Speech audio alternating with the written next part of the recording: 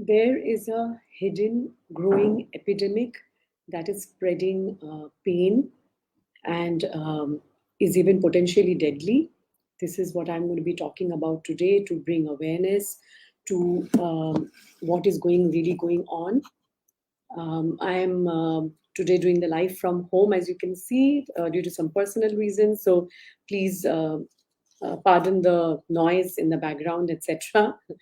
So the 4% of the world's population, and it's more women than men, who suffer from autoimmune diseases. Autoimmune diseases are a source of chronic pain and suffering, and it's a growing epidemic. Right? We can't really ignore it, whether we've never heard of it or maybe we already know somebody who has this any kind of autoimmune diseases. There are more than 80 of them at this point in time, or you may be also dealing with an autoimmune diagnosis yourself. But either way, we can't really ignore it. You can't really ignore it, right? And this is what I'm going to be touching upon today. What's really going on and what are some of the key areas that you need to focus on. So if you like what I have to say, I'm going to share with you a link. This is a free guide that I have compiled over many years of research, about 8 years to be precise. It's called Autoimmune Disease 101.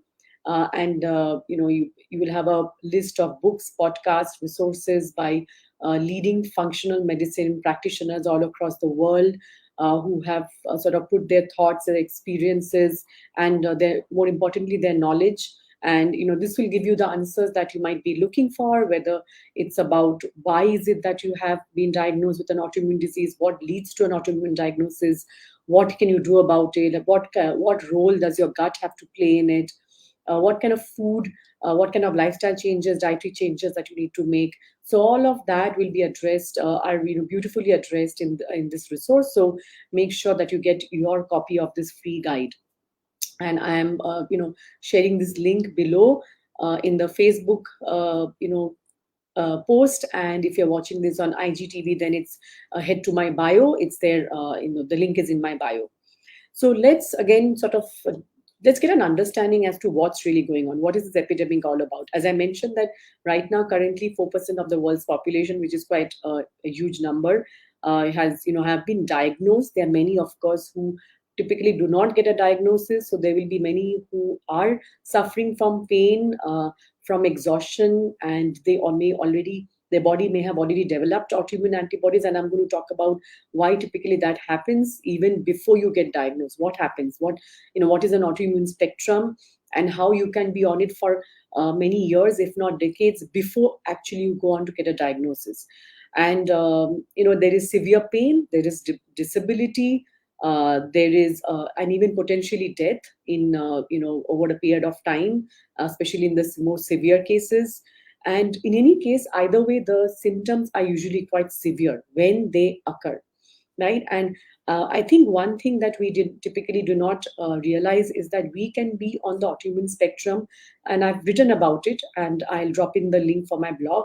So we can be on the autoimmune spectrum far before the symptoms may ever arise. So there can be two people, both are on the autoimmune spectrum. And what I mean by spectrum is where you have vibrant health at one end and you have debilitating disease on the other, and in between you have related stages which are connected to each other, right? So either you're moving towards vibrant health or you're moving towards disease, but either way you are moving in one direction or the other.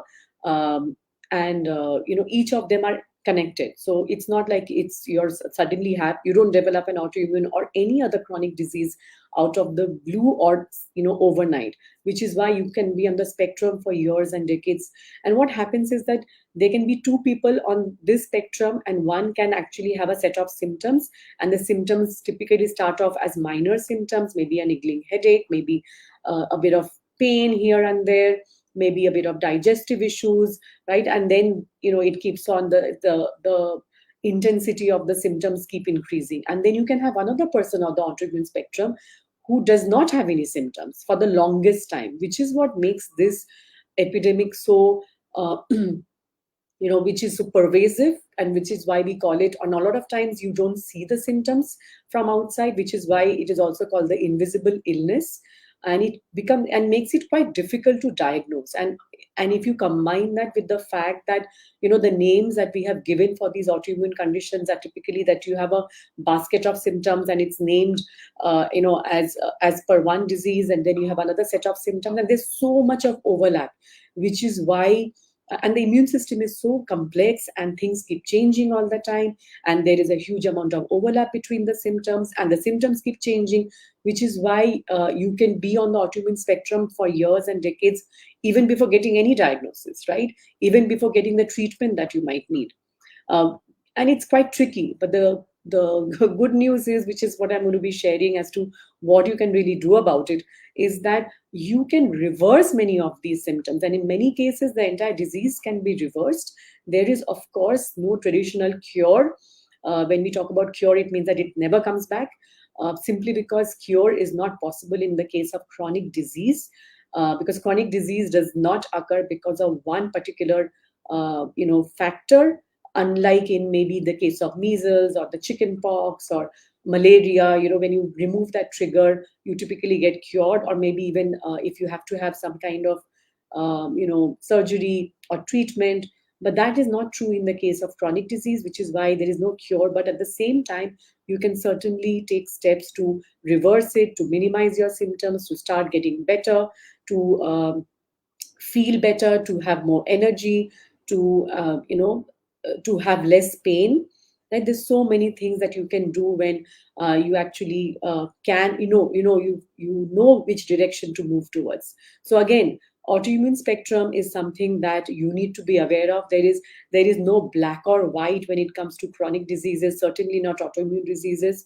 There is a whole range of grays in between, so you can be on the spectrum much before any kind of symptoms may appear, before you get a diagnosis. And if you can actually start taking steps at this point in time, you can actually move towards vibrant health, right? So and these are something that I talk about, I write about, I help my clients with in my coaching program, where I work with women with autoimmune conditions, and even typically they have already been diagnosed, and obviously they are on some kind of treatment in many cases, because it is not an either or situation. You can be on the treatment, you can treatment helps you to prevent further damage to your tissues, but at the same time you can actually start taking a root cause approach, and I'll talk about that in a bit. Right? So it's not an either or situation. I wanted to sort of just again reiterate that. So you want to have more energy, right? I mean, you want to have more energy, you want to have less pain, you want to be able to enjoy your life, you want to be able to spend time with your loved ones, because so many women that I see in my practice, and when I speak to in different groups, etc., is that what happens is that in a case of very severe disease like chronic disease like autoimmune diseases, exhaustion is real, right? And there are several reasons for it, but it actually stops us from living a life that we want, having the energy that we want to be with our loved ones, to enjoy time, to have fun, right? We pay a heavy price, right, in terms of the quality of our life. And it does not happen, it does not have to be this way, which is why I do the work that I do, and sort of spread this awareness that it should not be this way, right? We should be able to understand and lay the foundations of good health, and ensure that we are moving away from the disease on the autoimmune spectrum. Even if we are on the autoimmune spectrum, even if our bodies are producing antibodies towards any part of our tissue, even then we can start moving away from disease towards vibrant health, and it's quite possible. And there are people doing that in the world, in my practice. So it is certainly possible. If you take the case of my client Swati, she had been already diagnosed with several several autoimmune conditions, including thyroid, and we saw huge improvement in her symptoms, in her thyroid function, her cold tolerance, her pain symptoms. More importantly, we stopped her chronic diarrhea after 7 years. She had been having immense chronic diarrhea, and she had been on steroids and antibiotics. These are all interconnected. we are one person, so all the symptoms and the seemingly unconnected symptoms that we see in our disease progression are completely connected, right?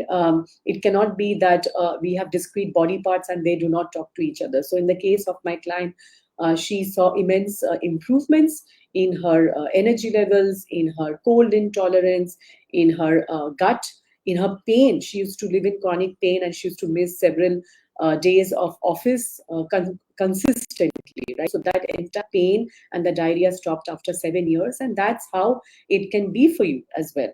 So what happens is that you can get the answers. You can, we know now why these diseases develop.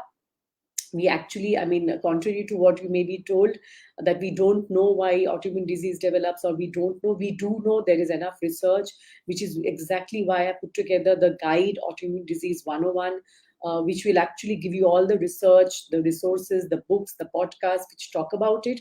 So you have enough resources to understand what's really going on, right? And if you're watching this live, welcome. Make sure that you say hi. If you have any questions, drop in your questions in the comments and make sure to answer that right now, live, if possible. So, welcome again. So, we have the answers. We have the answers as to why we are dealing with this, what is at the root cause of, say, chronic illnesses like an autoimmune condition. We know gut health is a part of it. We know genetics plays a role. We know our environment plays a role. So, all of it has a role to play, and we have the research to prove it. So, it's not true that we don't know. It's just that we don't know where to look for the answers, right? And that's where I was several years ago.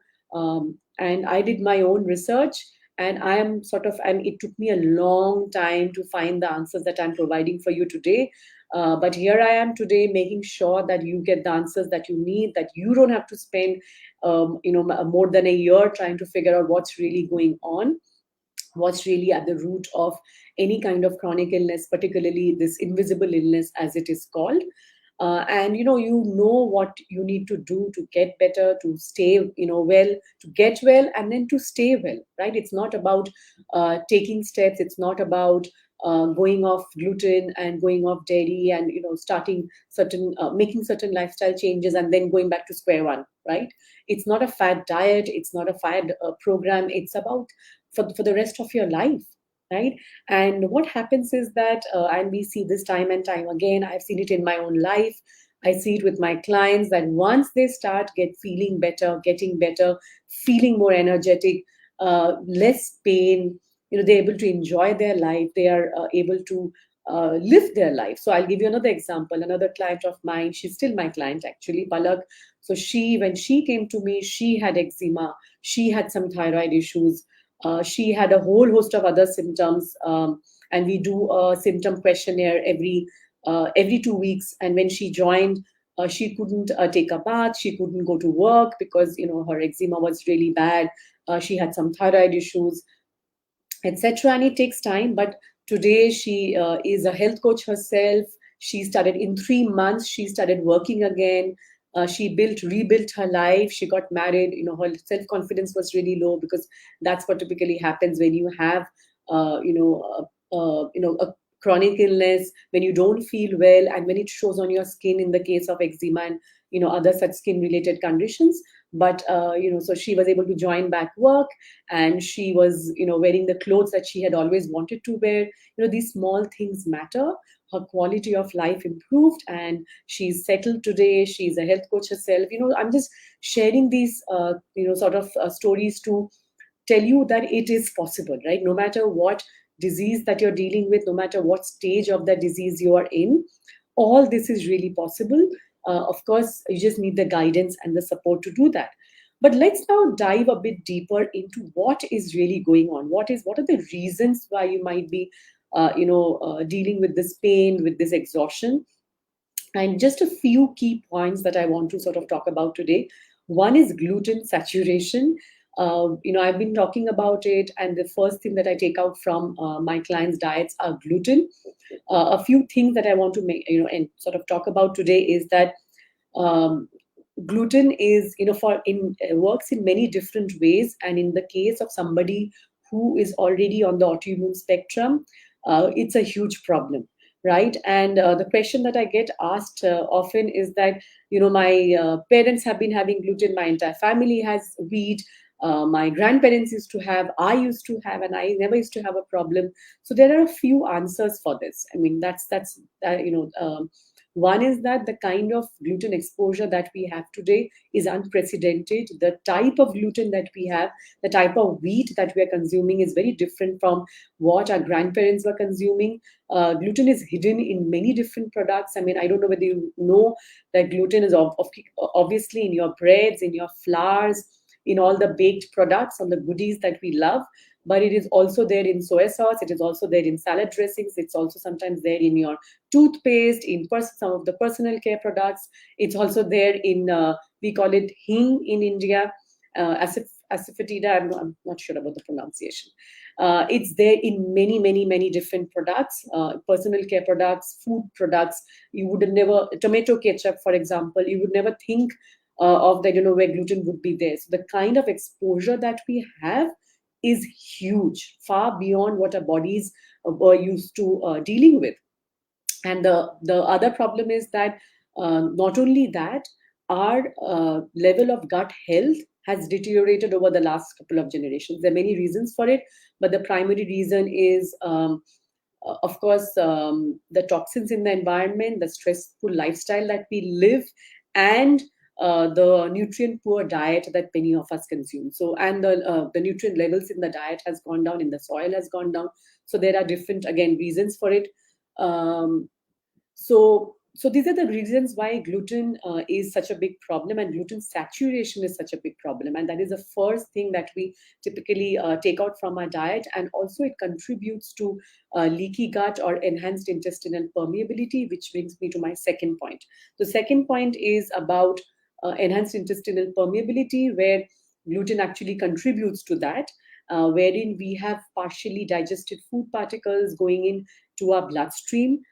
Because as I mentioned, that if we have poor gut health, what happens is that uh, our food doesn't get digested properly, and along with partially digested food, we also have microbes and toxins getting into the bloodstream, which basically induces an immune response. I mean, not induces, but contributes to an immune response. Our immune system typically would look at it as a threat because they don't know what's coming in. They have no idea whether it's a friend or a threat, and they choose to respond to it to protect you. Right? It's just doing what it's supposed to be doing, which is to protect you from any kind of foreign invaders. And it basically thinks of this as a foreign invader. And what happens is that we start developing antibodies to the different foods that we start eating. And here, gluten also plays a particular role, where our body produces IgG antibodies towards the different proteins found in wheat, and there are many of them. And eventually, we also reach a stage of molecular mimicry, where because the immune system is hyperreactive and constantly on all the time, it also starts developing antibodies to other tissues and other foods which look very much like gluten protein. Right, so this is a case of molecular mimicry. So we also develop antibodies towards corn, peas, thyroid tissues, many other. And this is the genesis of also autoimmune disease progression.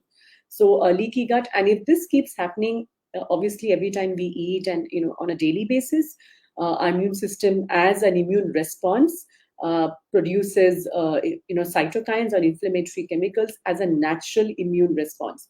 This is a key part of healing for us, wound repair and healing. It becomes a problem if it goes out of control, which is typically what happens in the case of autoimmune diseases. So again, so leaky gut, and the other thing is toxic burden, the kind of toxins that we are exposed to on a daily basis through the air, through water, through the personal care products, through our entire environment. Again, our bodies were not have not developed to deal with this level of toxin exposure, so that's also a problem. And it again, immune system gets involved, our liver gets overwhelmed, and we lose tolerance to self. So it again promotes autoimmune disease progression. And last but not the least, of course, chronic stress. And stress can be in the form of physiological stress, which means that we are developing antibodies towards foods which we are not able to tolerate, digest, break down. So that's one of the physiological stress. Maybe it's medications that we are taking. It's the toxins in the environment. It can be, of course, psychological stress, where we have these ruminating thoughts all the time, negative thoughts, and we don't have any stress mechanism or stress management or stress balancing mechanism in place. We are constantly on stimulated, so all of these have a huge role, and it's the combination of all this which makes chronic disease management so difficult, right? And this is why there is no cure, but certainly you can find ways to reverse it, to minimize your conditions, to feel better and get better, right? And so what I would like to now offer you is a different kind of approach, which is a root cause approach, which is about once you've understood what's going on, right? That's what I why I took the time today to explain what's really going on under this invisible chronic illness. Once you understand that, I want to offer you a different way. Like, rather than being at war with your body, rather than thinking that your body and your immune system, of course, is producing antibodies towards your tissues in the case of autoimmune conditions, but it is doing so because it is a form of maladaptation. It is misguided in thinking that it's doing because it's doing its job to protect you, but it's obviously backfiring in this case. But even in a situation like this, rather than being at war with your body, which also includes, of course, your immune system, if you make your body your friend, if you start paying attention to all the messages in the form of symptoms that it is constantly giving you, if you start paying, if you start taking care of it the way it needs to be taken care of, whether it's in the in the form of nutrients, whether it's in the form of rest, whether it's in the form of managing your stress levels, that is where you will start creating a healing environment and lay the foundations of long term health, right? And this is when will need to deal with this invisible chronic illness at a very grassroots level. And this is how you will not only start feeling better but and getting better, but you will also stay well. You will learn ways to stay well. And this is exactly what I teach in a three-part framework in my own coaching program, where I first simplify what's going on, just the way I did for you, so that we get the answers, we know what's going on. Then I help my clients to reconnect with their bodies, with themselves, actually connect the dots also with what's really going on with various symptoms, and of course sustain this health creation activity, right? But coming back to what are some of the things I would like to offer you some practical steps. Focusing, say, number one would be focusing on your eating hygiene. It always starts with your gut. 70 to 80% of the immune system lies in your gut. So when your gut is inflamed, when your gut is in poor shape, it has a direct bearing on your immune response, your immune system. You neither want a weak, underactive immune system, nor do you want an overreactive immune system. So the first step that you need to take is to make sure that you have good gut health, and eating hygiene plays a huge role. By which I mean the way you chew your food, the way you eat your food, making sure that when you're having your food, you're paying attention, taking the time, making sure that you're not stimulating yourself otherwise, while eating, while watching TV, etc. It's one of the key foundational things that we do in the first few sessions itself, because it has a huge role to play in healing your gut. The second would be hydration. We know that having enough water intake, but also making sure that we have good mineral intake. There is a because hydration is also about the balance between all the electrolytes in your body. So it's not just only water. So it can be in the form of juices, it can be in the form of salt. Maybe it's the first thing I do in the morning for myself is have a warm glass of water with a bit of lemon, squeezed lemon, and rock salt. So that's one way of doing that. You can also, of course, have juicy fruits and vegetables as a juice or whole. Then toxin avoidance, so minimizing toxins in your life, in your personal care products. Ultimately, what you put on your skin, we don't realize your skin is a giant mouth. So what you put on your skin has a huge role to play as to what's going on below and how it affects our immune function. So that Balanced stress, making sure that you are aware of your stress levels. Many times we are so disconnected with ourselves that, and I see this often, that we're not even aware that we are holding a lot of stress inside. So finding ways to connect with yourself, deep breathing, meditation, yoga, any kind of mindful walking, movement. It doesn't matter what you do, it matters that you do it. So finding ways to connect and balance your stress levels. It's not possible to avoid it completely, of course. Glucose regulation, which by which I mean that you are not having foods which ramp up your insulin production in the body. I'm not going to be touching upon that today, but just for enough for you to know that having whole foods, having whole fruits and vegetables, whole grains, make sure that your insulin levels are balanced. Make sure that your glucose intake, your energy production is balanced, and there is no spike and crash that happens, which makes you feeling hungry, as we call it, hungry and angry at the same time. And it has a big role to play in overall hormone balancing. Gut health, of course, I've talked about it. So having foods which promote gut health, which includes fermented foods, probiotics, prebiotics, so all of that. And last but not the least, deep and restful sleep. While we focus on diet, while we focus on other things, a lot of times we forget about adequate rest. We forget about restful sleep. Sleep is a necessary way of making sure that immune system is balanced. And I've written about it earlier, I've talked about it in my other videos. You can go and check that out. I'll share the link here. But at the end of the day, you can take steps to create a healing environment. You can take steps to start feeling better, feel more energetic, have more energy in your day, feel less exhausted, feel less pain, so that you can enjoy your life. You can spend time doing things. You can work again. Maybe if you were working, if you had to stop working, maybe start exercising again. Right? There's so many things that we would like to do to enjoy life. There's only one life that we have to live. To make sure that we make the most of it, to spend time with your loved ones. You can do that. It's possible. My clients are doing this. And if you want some more answers, make sure that you sign up to receive the free guide, Autoimmune Disease 101. I have carefully curated it. It's a comprehensive guide with a list of resources, which includes books, podcasts, websites, etc., which will give you the answers that you are looking for as far as this invisible chronic illness is concerned. Thank you for joining me. I will be back again soon.